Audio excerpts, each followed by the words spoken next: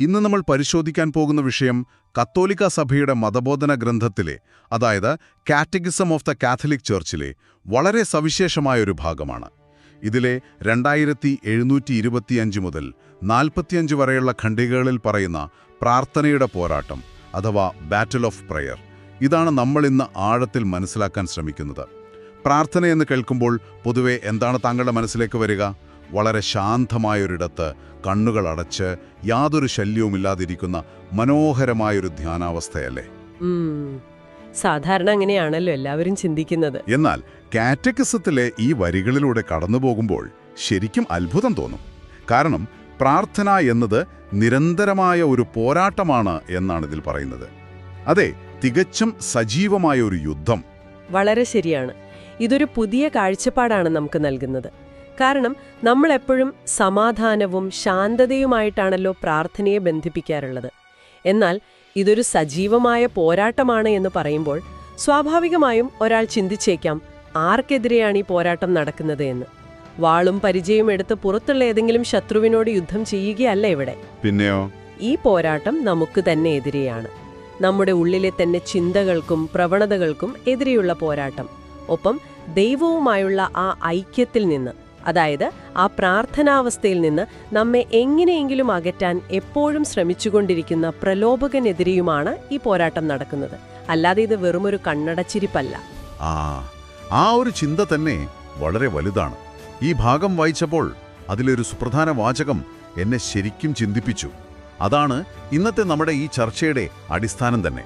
അതായത്, നാം ജീവിക്കുന്നത് പോലെ പ്രാർത്ഥിക്കുന്നു, കാരണം നാം പ്രാർത്ഥിക്കുന്നത് പോലെ ജീവിക്കുന്നു. അതെ, one of the most powerful statements.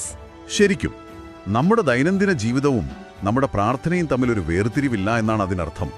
നമ്മൾ രാവിലെ എഴുന്നേറ്റ് ചെയ്യുന്ന കാര്യങ്ങളും മറ്റുള്ളവരോട് ഇടപഴകുന്ന രീതിയുമൊക്കെ നമ്മുടെ പ്രാർത്ഥനയെ നേരിട്ട് സ്വാധീനിക്കുന്നുണ്ട്. കൃത്യമായി പറഞ്ഞാൽ, ക്രിസ്തീയ ജീവിതത്തിലെ ആത്മീയ പോരാട്ടം എന്നത് പ്രാർത്ഥനയുടെ പോരാട്ടത്തിൽ നിന്നും വേർതിരിക്കാനാവാത്ത ഒന്നാണ്. ഇത് രണ്ടും ഒരേ നാണയത്തിന്റെ രണ്ടു വശങ്ങളാണ് കേട്ടോ. നമ്മുടെ ജീവിതത്തിൽ നമ്മൾ എങ്ങനെയാണോ ജീവിക്കുന്നത്, ആ ഒരു മനോഭാവം തന്നെയായിരിക്കും പ്രാർത്ഥിക്കാനിരിക്കുമ്പോഴും നമുക്കുണ്ടാവുക. നമ്മൾ നമ്മുടെ ജീവിതത്തിൽ ക്രിസ്തുവിന്റെ ചൈതന്യത്തിനനുസരിച്ച് പ്രവർത്തിക്കാൻ ആഗ്രഹിക്കുന്നില്ലെങ്കിൽ നമുക്ക് പെട്ടെന്നൊരു നിമിഷം കണ്ണടച്ചിരുന്ന് ആ ചൈതന്യത്തിൽ പ്രാർത്ഥിക്കാൻ കഴിയില്ല. അതെ, ഒരു സ്വിച്ച് ഇടുമ്പോൾ ലൈറ്റ് കത്തുന്നത് പോലെ പെട്ടെന്ന് മാറ്റാൻ കഴിയുന്ന ഒന്നല്ല അത്. തീർച്ചയായും അല്ല. അത് പ്രായോഗികമല്ല. ശരി, അപ്പോൾ നമുക്കിതൊന്ന് വിശദമായി പരിശോധിക്കാം. പ്രാർത്ഥനയെക്കുറിച്ച് ആളുകൾക്കുള്ള തെറ്റായ ധാരണകളെക്കുറിച്ച് ഈ ഭാഗത്ത് വളരെ കൃത്യമായി പറയുന്നുണ്ടല്ലോ. പലരും പ്രാർത്ഥനയെ വെറുമൊരു മാനസിക പ്രക്രിയയായിട്ടാണ് കാണുന്നത്. ചിലർക്കത് മനസ്സിലെ ശൂന്യതയിലെത്താനുള്ള, അല്ലെങ്കിൽ എല്ലാ ചിന്തകളെയും ഒഴിവാക്കാനുള്ള വെറുമൊരു ശ്രമം മാത്രമാണ്. ഏതാണ്ട് യോഗയിലോ മറ്റു ചെയ്യുന്നത് പോലെയുള്ള ഒരു റിലാക്സേഷൻ ടെക്നിക്ക് പോലെ. വേറെ ചിലർ ഇതിന് വെറും വാക്കുകളും തലമുറകളായി കൈമാറി വന്ന ചില ആചാരങ്ങളുമായി മാത്രം ചുരുക്കുന്നുണ്ട്. അതുമാത്രമല്ല, ആധുനിക ലോകത്ത്, പ്രത്യേകിച്ച് ഇന്നത്തെ ഈ തിരക്കുപിടിച്ച ജീവിതത്തിൽ നമ്മൾ ഏറ്റവും കൂടുതൽ കേൾക്കുന്നൊരു ഒഴിവുകഴിവുണ്ട്. എനിക്ക് പ്രാർത്ഥിക്കാൻ തീരെ സമയമില്ല എന്നതാണോ? അതെ, അതുതന്നെ. അവർ പ്രാർത്ഥനയെ മറ്റു ജോലികൾക്കൊപ്പം കൊണ്ടുപോകാൻ കഴിയാത്ത, സമയം അപഹരിക്കുന്ന ഒന്നായിട്ടാണ് കാണുന്നത്. എന്നാൽ ഇവിടെ മനസ്സിലാക്കേണ്ട ഒരു പ്രധാന കാര്യമുണ്ട്. പ്രാർത്ഥന എന്നത് വെറുതെ കുറെ വാക്കുകൾ പറയലല്ല. അത് പരിശുദ്ധാത്മാവിൽ നിന്നും കൂടിയാണ് വരുന്നത് എന്ന്, അത് നമ്മളിൽ നിന്നും മാത്രം ഉണ്ടാകുന്ന ഒരു പ്രവൃത്തിയല്ല എന്ന് പലരും തിരിച്ചറിയുന്നില്ല. സമയമില്ലായ്മയുടെ പ്രശ്നം നമ്മൾ എല്ലാവർക്കും ഉള്ളതാണല്ലോ. രാവിലെ ജോലിക്ക് പോകാനുള്ള തിരക്ക്, കുട്ടികളുടെ കാര്യങ്ങൾ, ട്രാഫിക് ബ്ലോക്ക്, ഇതിനിടയിൽ എവിടെയാണ് പ്രാർത്ഥിക്കാൻ സമയമെന്ന് പലരും ചോദിക്കാറുണ്ട്. അപ്പോൾ ഇത് വെറുമൊരു സമയക്കുറവിന്റെ പ്രശ്നം മാത്രമല്ല, നമ്മുടെ ചില മനോഭാവങ്ങളുടെ കൂടി പ്രശ്നമാണല്ലേ? തീർച്ചയായും. ഇതിനെ കുറച്ചുകൂടി വിശാലമായ അർത്ഥത്തിൽ നമ്മൾ നോക്കേണ്ടതുണ്ട്. 4 പ്രധാനപ്പെട്ട ലൗകിക മനോഭാവങ്ങളെ കാറ്റഗിസം ഇവിടെ എടുത്തു കാണിക്കുന്നുണ്ട്. ഈ മനോഭാവങ്ങൾ നമ്മൾ പോലും അറിയാതെ നമ്മുടെ ചിന്തകളിൽ കടന്നുകൂടുകയും നമ്മെ ഭരിക്കുകയും ചെയ്യാം. ഒന്നാമതായി, ശാസ്ത്രത്തിനും യുക്തിക്കും തെളിയിക്കാൻ കഴിയുന്നതു മാത്രമേ സത്യമുള്ളൂ എന്ന ചിന്ത. ഇന്നത്തെ കാലത്ത് നമ്മൾ എല്ലാത്തിനും തെളിവ് ചോദിക്കുന്നവരാണല്ലോ. അതെ, നമുക്കെല്ലാം അളക്കാനും തൂക്കാനും കഴിയണം, ലാബിൽ ടെസ്റ്റ് ചെയ്ത് തെളിയിക്കാൻ കഴിയണം. കൃത്യം. എന്നാൽ പ്രാർത്ഥനയെ അങ്ങനെയൊരു ടെസ്റ്റ് ട്യൂബിലാക്കി പരിശോധിക്കാൻ കഴിയില്ല. അത് നമ്മുടെ ബോധമണ്ഡലത്തിനും അബോധമണ്ഡലത്തിനും അപ്പുറമുള്ള വലിയൊരു രഹസ്യമാണ്. യുക്തി കൊണ്ട് മാത്രം അളക്കാൻ ശ്രമിക്കുമ്പോഴാണ് പ്രാർത്ഥന അർത്ഥശൂന്യമായി പലർക്കും തോന്നുന്നത്. മനസ്സിലായി. ഇനി രണ്ടാമത്തേതെന്താണ്? രണ്ടാമത്തെ മനോഭാവം ഇന്നത്തെ ലോകത്തിന്റെ ഉൽപ്പാദനത്തിനും ലാഭത്തിനും മാത്രം വില കൽപ്പിക്കുന്ന രീതിയാണ്. നമ്മൾ ഇത്ര സമയം പ്രാർത്ഥനയ്ക്കായി ഇൻവെസ്റ്റ് ചെയ്താൽ തിരിച്ച് എന്ത് ഭൗതിക ലാഭമാണ് കിട്ടുക എന്ന ചിന്ത, അതല്ലേ? വളരെ കൃത്യമായ ഉപമയാണത്. ഒരു പ്രോജക്റ്റ് ചെയ്താൽ കിട്ടുന്ന ലാഭം പോലെ പ്രാർത്ഥനയുടെ ഫലത്തെ കണക്കാക്കാൻ ശ്രമിക്കുന്നവർക്ക് അതൊരു ഉൽപ്പാദനക്ഷമമല്ലാത്ത, ചുരുക്കത്തിൽ ഉപയോഗശൂന്യമായ കാര്യമായി തോന്നും. ഇനി മൂന്നാമത്തെ മനോഭാവം നോക്കാം. അത് സുഖസൗകര്യങ്ങളെയും ഭൗതികമായ കാര്യങ്ങളെയും മാത്രം സത്യവും സൗന്ദര്യവുമായി കാണുന്ന രീതിയാണ്. നമുക്ക് ചുറ്റും കാണുന്ന വില കൂടിയ വസ്തുക്കളോ ആഡംബരങ്ങളോ ആണ് യഥാർത്ഥ സൗന്ദര്യം എന്ന് നമ്മൾ കരുതുന്നു. എന്നാൽ ഇതില് വളരെ മനോഹരമായൊരു വാക്കുപയോഗിക്കുന്നുണ്ട്: ഫിലോക്കാലിയ. ഫിലോക്കാലിയ എന്താണത് ലളിതമായി പറഞ്ഞാൽ? ഫിലോക്കാലിയ എന്നാൽ സൗന്ദര്യത്തോടുള്ള സ്നേഹം എന്നാണ് അർത്ഥം. ഇവിടെ ഉദ്ദേശിക്കുന്ന സൗന്ദര്യം ലോകത്തിലെ ഭൗതികമായ സൗന്ദര്യമല്ല, മറിച്ച് ജീവനുള്ള ദൈവത്തിന്റെ മഹത്വത്തിലുള്ള അതിരുകളില്ലാത്ത സൗന്ദര്യത്തോടുള്ള സ്നേഹമാണ് പ്രാർത്ഥന. ആ ഒരു തലത്തിലേക്ക് നമ്മൾ വളരണം. അതെ, അത് വളരെ മനോഹരമായൊരു ചിന്തയാണ്. അതെ. ഇനി നാലാമതായി, പ്രാർത്ഥന എന്നത് ഈ ലോകത്തിലെ യാഥാർത്ഥ്യങ്ങളിൽ നിന്നുള്ള ഒളിച്ചോട്ടമാണെന്ന ചിന്ത പലർക്കുമുണ്ട്. കഷ്ടപ്പാടുകൾ വരുമ്പോൾ അതിൽ നിന്ന് ഒളിച്ചോടാനുള്ള ഒരു സങ്കേതം മാത്രമാണ് പ്രാർത്ഥന എന്ന് അവർ കരുതുന്നു. അപ്പോൾ പ്രാർത്ഥന എന്നത് ജീവിതത്തിൽ നിന്നുള്ള ഒളിച്ചോട്ടമല്ല, മറിച്ച് ജീവിതത്തിലെ യാഥാർത്ഥ്യങ്ങളെ കൂടുതൽ കരുത്തോടെ നേരിടാനുള്ള ഒരു തയ്യാറെടുപ്പാണ് എന്ന് നമ്മൾ മനസ്സിലാക്കണം. അതെ, കൃത്യമായി പറഞ്ഞാൽ അത് തന്നെ. ഇവിടെയാണ് കാര്യങ്ങൾ ശരിക്കും രസകരമാകുന്നത്. കാരണം നമ്മൾ ഈ പറഞ്ഞതെല്ലാം മനസ്സിലാക്കി പ്രാർത്ഥിക്കാനിരിക്കുമ്പോൾ താങ്കൾക്ക് നേരിടുന്ന ഏറ്റവും വലിയ വെല്ലുവിളി എന്താണ്? ഭൂരിഭാഗം ആളുകളും പറയുക ശ്രദ്ധാശൈഥല്യങ്ങൾ അഥവാ ഡിസ്ട്രാക്ഷൻസ് എന്നാണ്. നമ്മൾ വളരെ ഭക്തിയോടെ കണ്ണടയ്ക്കുമ്പോഴായിരിക്കും 3 ദിവസം മുമ്പ് വന്ന ഒരു വാട്സാപ്പ് മെസ്സേജിന് മറുപടി അയച്ചില്ലല്ലോ എന്ന ചിന്ത വരിക, അല്ലെങ്കിൽ വീടിന്റെ ഗ്യാസ് ഓഫാക്കിയോ എന്ന സംശയം വരിക. എന്നാൽ കാറ്റക്കീസം പറയുന്നത് ഇങ്ങനെ മനസ്സിലേക്ക് വരുന്ന ചിന്തകളെ വേട്ടയാടി നശിപ്പിക്കാൻ ശ്രമിക്കുന്നത് ഒരു വലിയ കെണിയാണെന്നാണ്. അതെ, ആ ചിന്തകളെ ബലമായി പുറത്താക്കാൻ ശ്രമിക്കുന്തോറും അവ കൂടുതൽ ശക്തിയോടെ തിരിച്ചുവരും. ഇതിലെ ഏറ്റവും കൗതുകകരമായ കാര്യം എന്തെന്നാൽ, ഈ ശ്രദ്ധാശൈഥല്യങ്ങൾ യഥാർത്ഥത്തിൽ നമ്മുടെ ഉള്ളിലെ ഒരു വലിയ സത്യം വെളിപ്പെടുത്തുന്നുണ്ട്. എന്ത് സത്യം? ഒരു വ്യക്തിയുടെ ശ്രദ്ധ എങ്ങോട്ടാണോ ഇടയ്ക്കിടെ വ്യതിചലിക്കുന്നത്, അത് ആ വ്യക്തി യഥാർത്ഥത്തിൽ എന്തിനോടാണ് അമിതമായ അടുപ്പം കാണിക്കുന്നത് എന്ന് കാണിച്ചു തരുന്നു. അതായത് ആ ഡിസ്ട്രാക്ഷൻ നമ്മോട് പറയുകയാണ്, നോക്കൂ, നിന്റെ ഹൃദയം ഈ കാര്യത്തോടാണ് ഒട്ടി നിൽക്കുന്നത് എന്ന്. ഒരു നിമിഷം, എനിക്കിവിടെ ഒരു സംശയമുണ്ട്. താങ്കൾ പറയുന്നത് കേട്ടാൽ ഞാൻ കണ്ണടച്ച് പ്രാർത്ഥിക്കുമ്പോൾ ഗ്യാസ് സ്റ്റവ് ഓഫാക്കിയോ എന്ന് ചിന്തിച്ചാൽ എനിക്ക് ദൈവത്തേക്കാൾ കൂടുതൽ സ്നേഹം എൻ്റെ ഗ്യാസ് സ്റ്റവിനോടാണെന്നാണോ അർത്ഥം? അതൊരു സാധാരണ മനുഷ്യന്റെ തലച്ചോറിന്റെ വെറുമൊരു പ്രവർത്തനമല്ലേ? ഇതിന് അത്ര വലിയൊരു അറ്റാച്ച്മെന്റായി കാണേണ്ടതുണ്ടോ? വളരെ നല്ലൊരു ചോദ്യമാണ് താങ്കൾ ചോദിച്ചത്. ഗ്യാസ് സ്റ്റബിനോടാണ് സ്നേഹം എന്നല്ല അതിനർത്ഥം. മറിച്ച് നമ്മുടെ ജീവിതത്തിലെ എല്ലാ കാര്യങ്ങളും നമ്മുടെ പൂർണ്ണ നിയന്ത്രണത്തിലായിരിക്കണമെന്ന ആഗ്രഹത്തോടോ അല്ലെങ്കിൽ എപ്പോഴും നമ്മെ അലട്ടുന്ന ഒരു തരം ഉത്കണ്ഠയോടോ ഒരു ആങ്സൈറ്റിയോടോ ആയിരിക്കാം നമുക്ക് അമിതമായ അടുപ്പമുള്ളത്. വാട്സാപ്പ് മെസ്സേജിന്റെ കാര്യമാണെങ്കിൽ മറ്റുള്ളവർ നമ്മളെക്കുറിച്ച് എന്ത് വിചാരിക്കും എന്ന ആകുലതയോടോ അവരുടെ അംഗീകാരത്തോടോ ആയിരിക്കാം നമ്മൾ ഒട്ടി നിൽക്കുന്നത്. ഇപ്പോൾ അത് വ്യക്തമായി. അപ്പോൾ അവിടെയാണ് നമ്മൾ ഏത് യജമാനനെ സേവിക്കണം എന്നതിനെക്കുറിച്ചുള്ളൊരു തിരഞ്ഞെടുപ്പ് നടക്കേണ്ടത്, അല്ലേ? അതെ.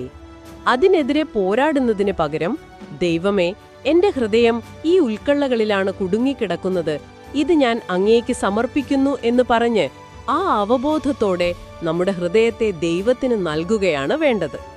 അപ്പോൾ ഡിസ്ട്രാക്ഷൻസ് ഒരു ശത്രുവല്ല, മറിച്ച് നമ്മുടെ ഹൃദയത്തിന്റെ അവസ്ഥ എന്താണെന്ന് കാണിച്ചു തരുന്ന ഒരു കണ്ണാടിയാണ്. ഇത് കേൾക്കുന്ന താങ്കൾക്കും ഈ ഒരു തിരിച്ചറിവ് പ്രാർത്ഥനയിൽ വലിയ മാറ്റങ്ങൾ കൊണ്ടുവരും. ഇതിനൊപ്പം തന്നെ കാറ്റക്കിസം പറയുന്ന മറ്റൊരു വെല്ലുവിളിയാണ് ആത്മീയ വരൾച്ച അഥവാ ഡ്രൈനസ്. പ്രാർത്ഥിക്കുമ്പോൾ യാതൊരു വികാരവും തോന്നാത്ത, വല്ലാത്തൊരു ശൂന്യത അനുഭവപ്പെടുന്ന അവസ്ഥ. ദൈവത്തിന്റെ സാന്നിധ്യം തീരെയില്ലാത്തതുപോലെ തോന്നും. ഈ ആത്മീയ വരൾച്ച എന്നത് പ്രാർത്ഥനയിൽ ആത്മാർത്ഥമായി ആഗ്രഹിക്കുന്നവർക്ക് പോലും ഉണ്ടാകുന്ന ഒന്നാണ് കേട്ടോ. നല്ല ചിന്തകളോ വികാരങ്ങളോ ഒന്നും ആ സമയത്തുണ്ടാകില്ല. എന്നാൽ സഭ പഠിപ്പിക്കുന്നത് ഈ ശൂന്യതയുടെ സമയത്താണ് യേശുവിനോട് ചേർന്ന് നിൽക്കുന്ന ശുദ്ധമായ വിശ്വാസം നാം കാണിക്കേണ്ടത് എന്നാണ്. സുവിശേഷത്തിൽ പറയുന്നതുപോലെ ഒരു ഗോതമ്പുമണി നിലത്ത് വീണ് അഴിയുന്നില്ലെങ്കിൽ അത് തനിച്ചായിരിക്കും, അഴിഞ്ഞാലോ അത് ധാരാളം ഫലം പുറപ്പെടുവിക്കും. അതായത് ആ വിത്ത് മണ്ണിനടിയിൽ കിടക്കുമ്പോൾ അതെ, അത് മരിച്ചുപോയെന്ന് നമുക്ക് തോന്നും, പുറത്തേക്ക് യാതൊരു വളർച്ചയും കാണില്ല. എന്നാൽ ആ ഇരുട്ടിലാണ് അത് വേരുകൾ പായിക്കുന്നത്. അതുപോലെ ഈ വരൾച്ചയുടെ സമയത്താണ് നമ്മുടെ വിശ്വാസത്തിന്റെ വേരുകൾ ശരിക്കും ആഴത്തിലേക്ക് പോകുന്നത്. എന്നാൽ വേരുകളില്ലാത്തതുകൊണ്ടാണ് ഈ വരൾച്ച ഉണ്ടാകുന്നതെങ്കിൽ അവിടെ നമ്മുടെ ജീവിതത്തിൽ ഒരു മാറ്റം, ഒരു മാനസാന്തരം ആവശ്യമാണ്. ഈ വരൾച്ചയ്ക്ക് പിന്നിൽ നമ്മുടെ വിശ്വാസക്കുറവിനും വലിയൊരു പങ്കുണ്ടല്ലേ? നമ്മൾ പലപ്പോഴും നമ്മുടെ തിരക്കുകൾക്കിടയിൽ ദൈവത്തെ എവിടെയാണ് പ്രതിഷ്ഠിക്കുന്നത് എന്നത് വലിയൊരു ചോദ്യമാണ്. തീർച്ചയായും നമ്മുടെ മുന്നിൽ 1000 അത്യാവശ്യ കാര്യങ്ങൾ വരുമ്പോൾ അവയെല്ലാം കഴിഞ്ഞിട്ട് സമയം കിട്ടിയാൽ മാത്രം പ്രാർത്ഥിക്കാം എന്ന് നാം ചിന്തിക്കുന്നു. അവിടെയാണ് നമ്മുടെ യഥാർത്ഥ സ്നേഹം എന്തിനോടാണെന്ന് വെളിപ്പെടുന്നത്. നാം ദൈവത്തെ വണ്ടിയിലെ സ്റ്റെപ്പിനി ടയർ പോലെ ഒരു അവസാന ആശ്രയമായി മാത്രം കാണുകയാണോ, അല്ലെങ്കിൽ നമ്മുടെ ആവശ്യങ്ങൾ നേടാനുള്ള വെറുമൊരു സഖ്യകക്ഷിയായി മാത്രം കാണുകയാണോ? എന്നെ കൂടാതെ നിങ്ങൾക്കൊന്നും ചെയ്യാൻ കഴിയില്ല എന്ന ദൈവത്തിന്റെ വാക്കുകൾ നാം എളുപ്പത്തിൽ മറന്നുപോകുന്നു. അത് വളരെ ശരിയാണ്. ഇതിനോടൊപ്പം തന്നെ ഈ ഭാഗത്ത് പറയുന്ന വളരെ കടുത്ത മറ്റൊരു പ്രലോഭനമാണ് അസേഡിയ. ഇതൊരു സാങ്കേതിക പദമാണ്. ആത്മീയ പരിശീലനങ്ങളിലെ അലസത മൂലവും ഹൃദയത്തിന്റെ ശ്രദ്ധക്കുറവ് മൂലവും ഉണ്ടാകുന്ന ഒരുതരം ആത്മീയ വിഷാദമാണിത്. ഇതിനെക്കുറിച്ചുകൂടി ലളിതമായി എങ്ങനെ മനസ്സിലാക്കാം? ഇന്നത്തെ കാലത്തെ ഡൂം സ്ക്രോളിംഗ് എന്ന അവസ്ഥയുമായി ഇതിനെ താരതമ്യം ചെയ്യാം. നമുക്കറിയാം, നമ്മൾ എഴുന്നേറ്റ് എന്തെങ്കിലും ഉപകാരപ്രദമായ കാര്യം ചെയ്യണമെന്ന്, അല്ലെങ്കിൽ പ്രാർത്ഥിക്കണമെന്ന്. പക്ഷെ വല്ലാത്തൊരു മടുപ്പും ശൂന്യതയും തോന്നിയിട്ട് മണിക്കൂറുകളോളം ഫോണിൽ വെറുതെ നോക്കിയിരിക്കുന്ന ആ ഒരു അവസ്ഥ, അതാണ് ആത്മീയ തലത്തിലെ അസേഡിയ. പ്രാർത്ഥിക്കണമെന്നറിയാം, പക്ഷെ ഒരു മടിയാണ്. ദൈവം നൽകുന്ന ആത്മീയ സന്തോഷത്തെ നിരസിക്കുന്ന ഒരുതരം വിഷാദമാണിത്. എങ്കിലും വിനയമുള്ള ഒരു ഹൃദയം ഈ അവസ്ഥയിൽ തളർന്നു പോകില്ല. മറിച്ച് അത് ദൈവത്തിലുള്ള ആശ്രയം വർദ്ധിപ്പിക്കാൻ അവരെ സഹായിക്കും. വളരെ കൃത്യമായൊരു ഉദാഹരണമാണത്. ഇനി നമുക്ക് വളരെ ഗൗരവമുള്ള, നമുക്കെല്ലാവർക്കും എളുപ്പത്തിൽ റിലേറ്റ് ചെയ്യാൻ പറ്റുന്ന മറ്റൊരു വിഷയത്തിലേക്ക് വരാം. ഉത്തരം ലഭിക്കാത്ത പ്രാർത്ഥനകൾ. ഇത് കേൾക്കുന്ന താങ്കളുടെ ജീവിതത്തിലും ഉത്തരം ലഭിക്കാത്ത പ്രാർത്ഥനകളെക്കുറിച്ച് ചിന്തിച്ച് താങ്കൾ പലപ്പോഴും ഹൃദയം തകർന്നിട്ടുണ്ടാകാം. നമ്മൾ നേരത്തെ ചോദിച്ചതുപോലെ ATM-ൽ നിന്ന് പണം കിട്ടാത്തതിന്റെ സങ്കടമല്ല ഇത്. അല്ല, തീർച്ചയായുമല്ല. ഉദാഹരണത്തിന്, തനിക്ക് ഏറ്റവും പ്രിയപ്പെട്ട ഒരാളുടെ രോഗസൗഖ്യത്തിനു വേണ്ടി ഒരാൾ കണ്ണീരോടെ പ്രാർത്ഥിക്കുന്നു. എന്നിട്ടും ആ വ്യക്തി മരിച്ചുപോകുന്നു. ദൈവം സ്നേഹമുള്ള പിതാവാണെന്ന് പറയുന്നത് ഇത്തരം സമയങ്ങളിൽ വളരെ പൊള്ളയായൊരു വാക്കായി തോന്നില്ലേ? ഇത്ര വലിയൊരു പ്രതിസന്ധിയെ ഈ ഗ്രന്ഥം എങ്ങനെയാണ് അഭിമുഖീകരിക്കുന്നത്? താങ്കൾ പറഞ്ഞത് വളരെ ശരിയാണ്. അതൊരു വലിയ പ്രതിസന്ധി തന്നെയാണ്. ആ വേദനയെ നമ്മൾ ഒരിക്കലും കുറച്ചു കാണുന്നില്ല. ഇതൊരു സുപ്രധാനമായ ചോദ്യമുയർത്തുന്നുണ്ട്. ശ്രദ്ധിച്ചു നോക്കൂ. നാം ദൈവത്തെ സ്തുതിക്കുമ്പോഴോ നന്ദി പറയുമ്പോഴോ അതിൽ നിന്ന് എന്തെങ്കിലും ഒരു ഫലം കിട്ടണമെന്ന് നാം വാശി പിടിക്കാറില്ല. എന്നാൽ നമ്മുടെ ആവശ്യങ്ങൾ ചോദിക്കുമ്പോൾ മാത്രം ഫലം ഉടനെ കിട്ടണമെന്ന് നാം നിർബന്ധം പിടിക്കുന്നു.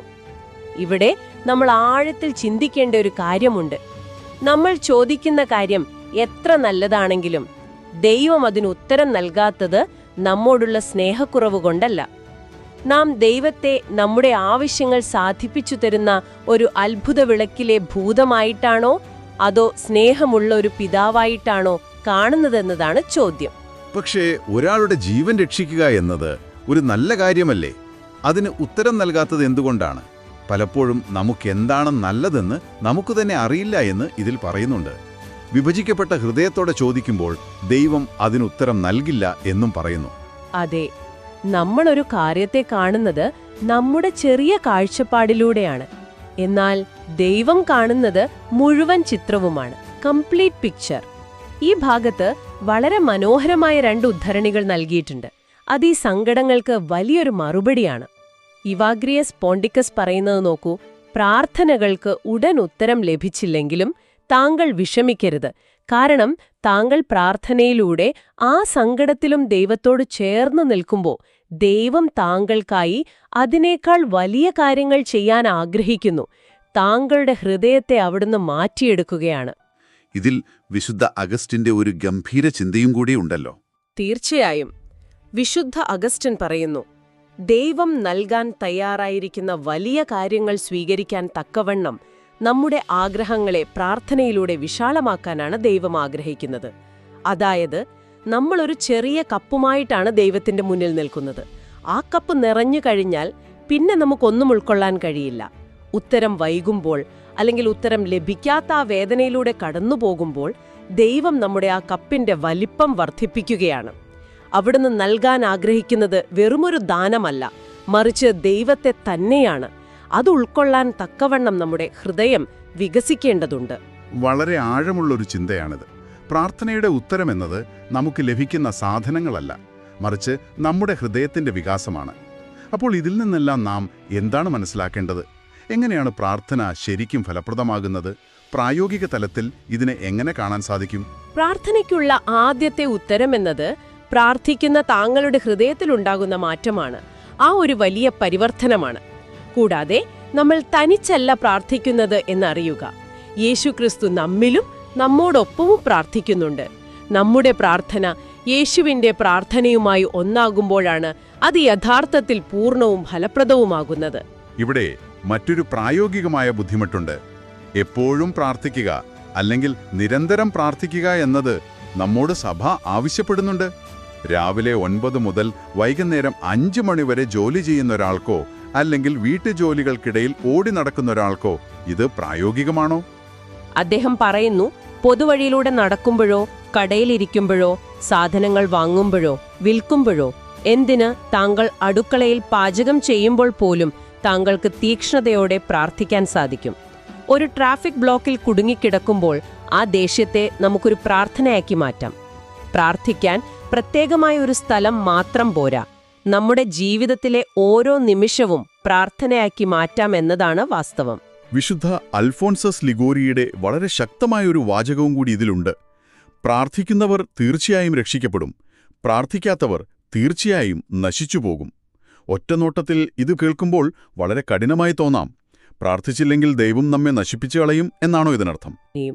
പ്രാർത്ഥന എന്നത് ഒഴിവു സമയത്ത് ചെയ്യുന്ന ഒരു ആഡംബരമല്ല, അതൊരു സുപ്രധാന ആവശ്യകതയാണ്. നമ്മൾ ശ്വസിക്കുന്നത് പോലെ തന്നെ പ്രധാനപ്പെട്ട ഒന്ന്. ഒറിജൻ എന്ന പണ്ഡിതൻ പറയുന്നത് പോലെ പ്രാർത്ഥനയെ സത്പ്രവൃത്തികളുമായും സത്പ്രവൃത്തികളെ പ്രാർത്ഥനയുമായും സംയോജിപ്പിക്കുന്നവനാണ് യഥാർത്ഥത്തിൽ ഇടവിടാതെ പ്രാർത്ഥിക്കുന്നത്. അതായത് നമ്മുടെ ജീവിതവും പ്രാർത്ഥനയും ഒന്നായി തീരുക. വളരെ മനോഹരമായൊരു ചിന്തയാണത്. അപ്പോൾ നമുക്ക് ഇന്നത്തെ ഈ ആഴത്തിലുള്ള ചർച്ചയൊന്ന് സംഗ്രഹിക്കാം. നമ്മളിന്ന് മനസ്സിലാക്കിയതനുസരിച്ച് പ്രാർത്ഥന എന്നത് താങ്കളുടെ തിരക്കുകളിൽ നിന്നോ താങ്കളെ അലട്ടുന്ന യാഥാർത്ഥ്യങ്ങളിൽ നിന്നോ ഉള്ള ഒരു ഒളിച്ചോട്ടമേ അല്ല, മറിച്ച് അത് താങ്കൾ ജീവിക്കുന്ന ലോകത്തോടുള്ള, താങ്കളുടെ തന്നെ ഉള്ളിലെ മോഹങ്ങളോടുള്ള ഒരു ദൈനംദിന പോരാട്ടമാണ്. താങ്കളുടെ ജീവിതവും താങ്കളുടെ പ്രാർത്ഥനയും രണ്ടല്ല, അവ ഒന്നായി തീരേണ്ടതാണ്. അതെ, നമ്മൾ ആദ്യം പറഞ്ഞ ആ വാചകം തന്നെ നാം എപ്പോഴും ഓർക്കണം. താങ്കൾ ജീവിക്കുന്നത് പോലെയാണ് താങ്കൾ പ്രാർത്ഥിക്കുന്നത്. ശ്രദ്ധാശൈഥില്യങ്ങളെയും ആത്മീയ വരൾച്ചയെയും ഭയക്കാതെ അവയെ നമ്മെ തന്നെ മനസ്സിലാക്കാനുള്ള അവസരങ്ങളായി കണ്ട് ആ പോരാട്ടം തുടരുക എന്നതാണ് പ്രധാനം. ഈ ചർച്ച അവസാനിപ്പിക്കുന്നതിന് മുൻപ് നമ്മൾ ഇന്ന് സംസാരിച്ച കാര്യങ്ങളിൽ നിന്നും ഉരുത്തിരിഞ്ഞു വരുന്ന ഒരു ചിന്ത ഞാൻ താങ്കളുടെ മുന്നിൽ വയ്ക്കാൻ ആഗ്രഹിക്കുകയാണ്. ഇതൊന്ന് സങ്കല്പിച്ചു നോക്കൂ. ഇന്ന് ദിവസം മുഴുവൻ താങ്കളുടെ മനസ്സിലൂടെ കടന്നുപോയ ചിന്തകളെയും പ്രാർത്ഥിക്കാനിരുന്നപ്പോൾ താങ്കളുടെ ശ്രദ്ധ വ്യതിചലിച്ച കാര്യങ്ങളെയും ഒരു ഡയറിയിൽ എഴുതി വയ്ക്കുകയാണെന്ന് കരുതുക. ഈ പട്ടികയെന്ന് സത്യസന്ധമായി പരിശോധിച്ചാൽ താങ്കളിപ്പോൾ താങ്കളുടെ ജീവിതത്തിൽ യഥാർത്ഥത്തിൽ ഏത് യജമാനനെയാണ് സേവിക്കുന്നത് എന്ന് തിരിച്ചറിയാൻ താങ്കൾക്ക് സാധിക്കുമോ? ആ യജമാനൻ താങ്കളുടെ കയ്യിലിരിക്കുന്ന ഫോണാണോ? താങ്കളുടെ ജോലിയാണോ? മറ്റുള്ളവർ എന്തു വിചാരിക്കുമെന്ന ആകുലതയാണോ? അതോ താങ്കളെ സൃഷ്ടിച്ച ദൈവമാണോ? വളരെ ശക്തമായ ഈ ഒരു ചിന്ത താങ്കളുടെ മനസ്സിൽ അവശേഷിപ്പിച്ചുകൊണ്ട് ഇന്നത്തെ ഈ ആഴത്തിലുള്ള പഠനം ഞങ്ങളിവിടെ അവസാനിപ്പിക്കുന്നു. പ്രാർത്ഥനയുടെ ഈ പോരാട്ടത്തിൽ മുന്നേറാൻ താങ്കൾക്ക് സാധിക്കട്ടെ. ഒപ്പം നിന്നതിന് നന്ദി. ശുഭദിനം.